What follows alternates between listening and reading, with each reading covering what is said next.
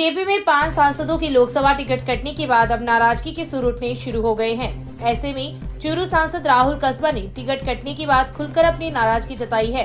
राहुल कस्बा ने बीजेपी से टिकट कटते ही नाराजगी के संकेत दे दिए थे तथा 3 मार्च को ही राहुल कस्बा ने सोशल मीडिया पर कार्यकर्ताओं से संयम रखने का आह्वान करते हुए कुछ दिन बाद उनके बीच उपस्थित रहने को कहा था।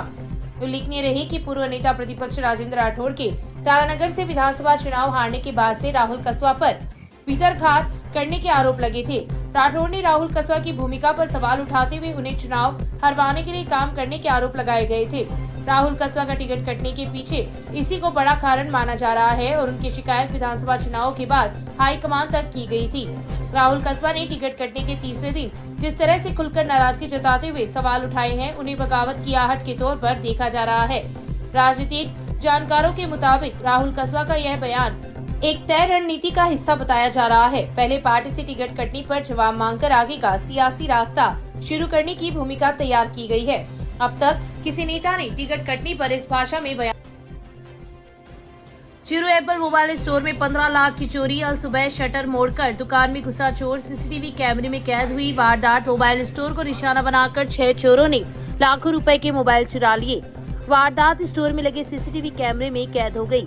कोतवाली थाना पुलिस ने मौके पर पहुंचकर मौका मुआयना किया। घटना चूरू शहर के कोतवाली थाना क्षेत्र में जीवन रेखा अस्पताल के पास मोबाइल स्टोर पर हुई। धर्म स्तूप चौकी in charge head constable Kishandev Singh ने बताया कि सोमवार अल सुबह करीब 4:45 बजे मोबाइल स्टोर में चोरी की वारदात हुई है।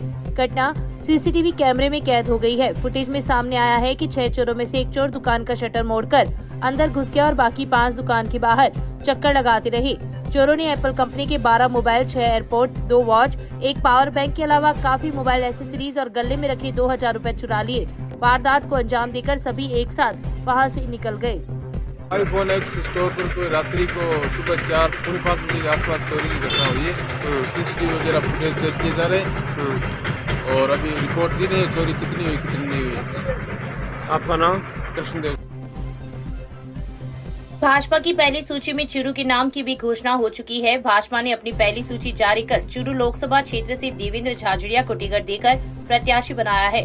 देवेंद्र झाझड़िया को टिकट मिलने पर जिले भर में भाजपा कार्यकर्ताओं में खुशी की लहर दौड़ गई। वहीं झाझड़िया की गांव झाझड़िया की ढाणी में भी ग्रामीणों ने आतिशबाजी कर एक दूसरे को मिठाई खिलाकर खुशी का इजहार किया। देवेंद्र झाझड़िया ने भारत को पैरा ओलंपिक में 2 बार स्वर्ण व 1 बार रजत पदक दिला चुके हैं। हाल ही में देवेंद्र ने पैरा ओलंपिक समिति के नए चेयरमैन के रूप में अपना नामांकन दाखिल किया है। चूरू जिले के राजगढ़ तहसील के निकटवर्ती झाझड़ियों की ढाणी से आते हैं देवेंद्र झाझड़िया। झाझड़िया वर्ष 2022 में पद्म भूषण से भी सम्मानित हो चुके हैं। भाजपा नेता राजेंद्र राठौड़ ने एक कार्यक्रम में देवेंद्र झाझड़िया को नई पारी शुरू करने के संकेत भी दिए थे।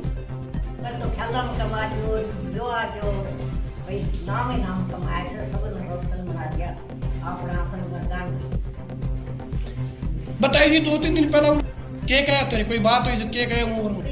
हाँ देवेंद्र ठारसा का वो आया था। મને એક સુગનો આવ્યો પણ ક્યાં પાય જાણ તો અનપી દી કે બોલે તેલો સાતસો કરતી ને કઈ એ વાત કહેતી કે તેલો સુગનો 700 રૂપિયા ભાઈ 700 કરતી તો ठीक से यू बिना मिनट बिना किमी कर और आगला करूंगी तो मिनट भी कर आज मैंने टिकट मिली है लोकसभा को फिर थे काम तो करावे देखता हूं काम तो ऊपर क्या क्रम आज भी है मैंने टिकट मिल गयो के थाने केवल है सर बैग थोड़ी सी बात हुई थी। आशीर्वाद दे दी सर। तो ये कहता हुआ राजगढ़ आने की कोई बात हुई तेरी को?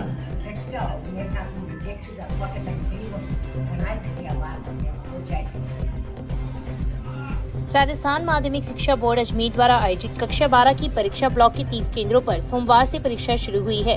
हालांकि विभाग द्वारा 29 फरवरी से परीक्षा शुरू की गई थी, लेकिन प्रथम दिन मनोविज्ञान विषय की परीक्षा थी जिसमें एक भी विद्यार्थी पंजीकृत नहीं था। ऐसे में रतनगढ़ ब्लॉक में कक्षा 12 की परीक्षा अधिकृत रूप से आज से अंग्रेजी अनिवार्य विषय के साथ शुरू हुई। परीक्षा के लिए 4607 विद्यार्थी पंजीकृत थे, जिसमें से 4552 ने परीक्षा दी तथा 55 परीक्षार्थी अनुपस्थित रहे। 4607 में से 26 विद्यार्थी वरिष्ठ उपाध्याय के भी शामिल हैं। वहीं कक्षा 10 की परीक्षाएं ब्लॉक के 30 केंद्रों पर 7 मार्च से शुरू होगी। इस परीक्षा के लिए ब्लॉक में 5736 विद्यार्थी पंजीकृत हैं। सर आज किस कक्षाओं की परीक्षा शुरू हुई है और किस सब्जेक्ट का पेपर था? माध्यमिक शिक्षा बोर्ड अजमेर के द्वारा बोर्ड परीक्षाएं 29 फरवरी से प्रारंभ हो गई थी। आज उच्च माध्यमिक विद्यालय की परीक्षाएं संपादित हुई है। आज अंग्रेजी अनिवार्य का पेपर था। हमारे विद्यालय में भी परीक्षाएं पूर्वक संपादित हुई है। हमारे कुल 173 परीक्षार्थी पंजीकृत थे, उनमें से 172 उपस्थित थे और 1 अनुपस्थित। राष्ट्रीय लोक अदालत के प्रचार प्रसार के लिए महिला एवं बाल विकास विभाग द्वारा सोमवार को रैली निकाली गई। पड़िहारा में महिला पर्यवेक्षक कंचन शर्मा के नेतृत्व में आंगनबाड़ी कार्यकर्ता एवं महिलाओं ने रैली निकालकर लोक अदालत के संदर्भ में आमजन को जागरूक किया, साथ ही महिलाओं को उनके कानूनी अधिकार बताए। इस अवसर पर आंगनबाड़ी कार्यकर्ता कुसुम वर्मा, सविता शर्मा, मंजू, दीपिका संतोष, सुमन सुप्यार कंवर सहित कई महिलाएं उपस्थित थी। भारतीय जनता वाहन चालक मजदूर महासंघ ने सोमवार को पीडब्ल्यूडी के एक्सीएन ऋतिक सांखला व तहसीलदार गिरधारी सिंह को ज्ञापन देकर रेलवे स्टेशन से रामचंद्र पार्क तक क्षतिग्रस्त सड़क की मरम्मत करवाने के लिए ज्ञापन दिया है। महासंघ द्वारा दिए गए ज्ञापन में उल्लेख किया गया है कि रेलवे स्टेशन से अशोक स्तंभ होते हुए रामचंद्र पार्क तक जो सड़क बनी हुई है वो जगह जगह से क्षतिग्रस्त हो चुकी है, जिससे वाहन चालकों के साथ साथ पैदल चलने वाले राहगीरों को भी परेशानी का सामना करना पड़ रहा है। पूर्व में घंटाघर से बस स्टैंड तक सड़क का कार्य किया गया था, लेकिन वह भी आधा अधूरा ही हुआ है। बस स्टैंड, पुलिस पॉइंट व नालियां टूटी हुई है, जिसके कारण आए दिन वाहन फंसते रहते हैं। इस संबंध में नगर पालिका से शिकायत की गई तो उन्होंने कहा कि सड़क का कार्य पूर्ण होने के बाद ही नाली का निर्माण करवाया जा सकता है, इसलिए उक्त सड़क का निर्माण अविलंब करवाया जाए ताकि वाहन चालकों व आम लोगों को राहत मिल सके। ज्ञापन पर अध्यक्ष उमरमल भार्गव, जिला उपाध्यक्ष पन्नालाल भार्गव, तौफीक काजी, अर्जुन सिंह सहित कई टेम्पो चालकों के हस्ताक्षर हैं।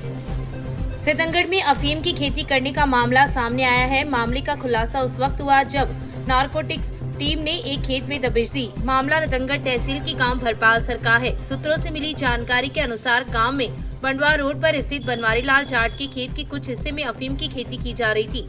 मादक पदार्थ की खेती की सूचना नारकोटिक्स विभाग को मिली तो मध्य प्रदेश और राजस्थान की टीम के करीब 3 दर्जन अधिकारी व जवान आज सुबह गाँव भरपालसर पहुँचे तथा अपनी कार्यवाही शुरू की।